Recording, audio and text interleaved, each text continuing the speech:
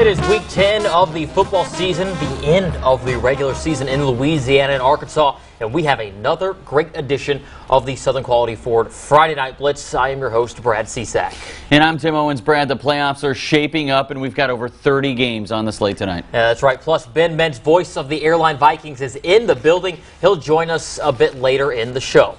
But, Brad, let's start tonight's show here in Louisiana with a district championship game in 3A. If North Webster beats Loyola, they win 1-3A. If the Flyers win, everybody gets a trophy. No Stephen Jeter tonight. Our thoughts and prayers go out to him and his family. Pick it up second quarter. North Webster already up 14-0 and adding. Tyrell Marcray to Scotty Johnson. He breaks a tackle and is off to the races. 62 yards on the touchdown. PAT no good. 20-0 Knights. But the Flyers, they have an answer. Jacob Allen finding John Williams. 14 yards on the TD connection. They'd add a field goal to make it a 10-point ball game, but Marcray and the North Webster offense continued to be explosive. This time finding the freshman, Jamarcus Stevens. 87 yards on the touchdown. North Webster completes the sweep at 1-3A. They win going away 32-23. Now, Brad, a little chaos at the end of this game between the refs and the Loyola fans. At one point, the police were brought over to the chain crew. The referees had a lot of trouble keeping the peace in this one, but North Webster picking up a big win. In 5A, wasn't as crazy as at the Loyola game. The Houghton Buccaneers 9th in the power points on the road at Airline. Airline up 21 in the second quarter, fighting back, though, as Houghton. C.J. McWilliams going to the air. He's got Tristan Sweeney for the touchdown.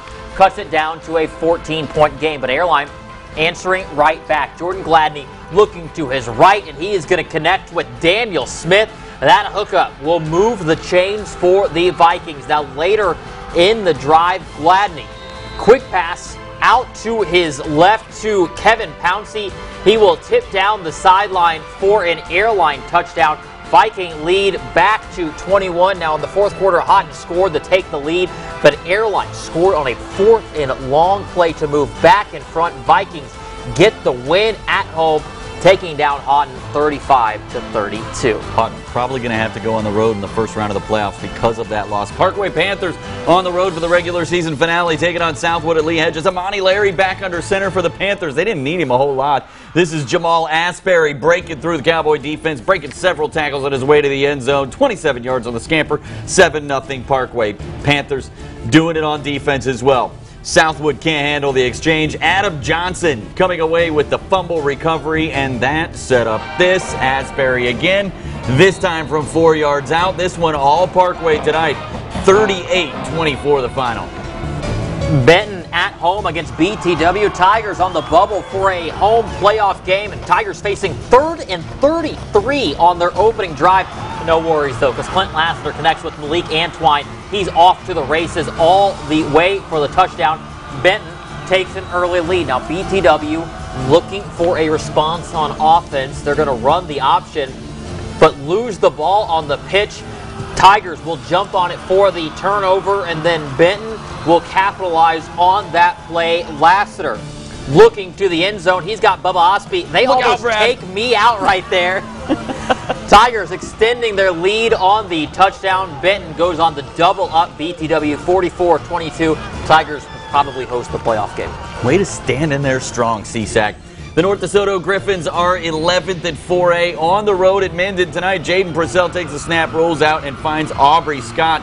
A big gainer before he's finally brought down from behind, and then later on in the drive, Purcell going to hand it off to Kendrick Simpson, and he totes the rock into the end zone. Nice stiff arm to finish that run for the touchdown.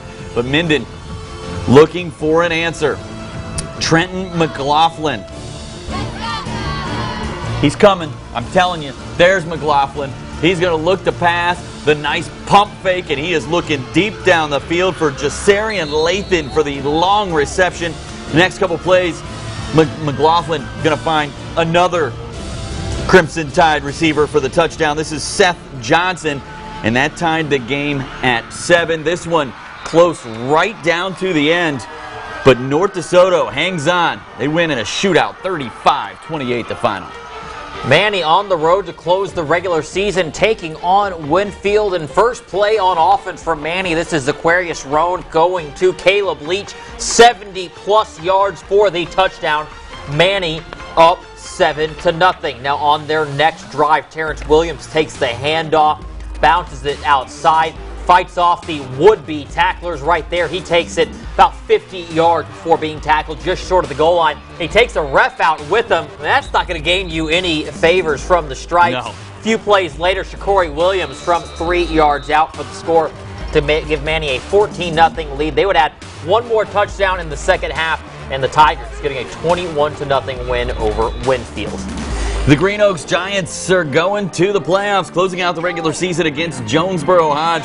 Scoreless in the first. This is Hodge's Reggie Shallowhorn, connecting with DeAndre Hall. He's down at the 22. Next play, Shallowhorn loses snap, briefly fumbled, but somehow Cameron Booker recovers it, takes it in for the TD. Home team up 6. Tigers defense also working. Giants, James Sanders gets the handoff, quickly leveled by Jamel Hanson. Jonesboro Hodge, Brad, led this game 22-0, but Green Oaks comes all the way back, storming back, 37 unanswered points. The Giants complete the first non-losing season in 16 years. 5-5 and playoff bound. Green Oaks wins 37-22 the final. That is a big win for Coach Isaac Shreve. A lot of momentum heading into the postseason. He's very excited right now. He actually has already been texting me about tonight's win. 37 unanswered points after falling down 22-0.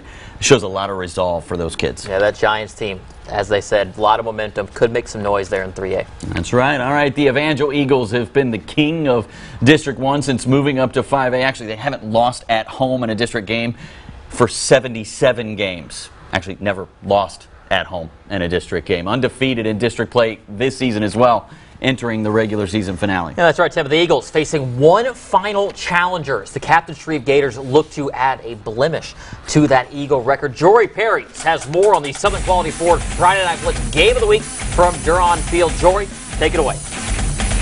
Hey, that's right, you guys. Our game of the week has a lot of meaning for both of these teams tonight. If Evangel walks away with the W, they also walk away being crowned District 1 5A champions. And if Captain Shreve walks away with the win, they have an opportunity to host a playoff game for the first time since 2006. Let's see which one became a reality as we get into the highlights from our game of the week.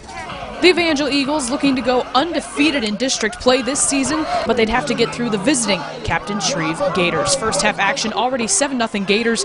Eagles answering. Blake Shapin looking downfield, finds Jake Harville making the snatch on the edge. He takes off, blows up the defender, and strolls into the end zone for the touchdown. This game is knotted up at 7. First play in the second quarter, Shapin handing it off to Tamaj Sloan. He finds the gap, breaks off a few defenders, and takes it 30 yards to the house. Eagles extend their lead 14-7. That was the score at the half.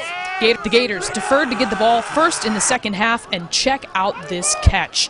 Alex Dean making the one-handed grab in coverage. That moves things further into Gator territory, and they'd score on the drive, but off of a fake punt, Malik Carey going over to Alex Dean, who bobbled the ball trying to reach it into the end zone, but he's got that. It's a touchdown. This game is knotted up at 14.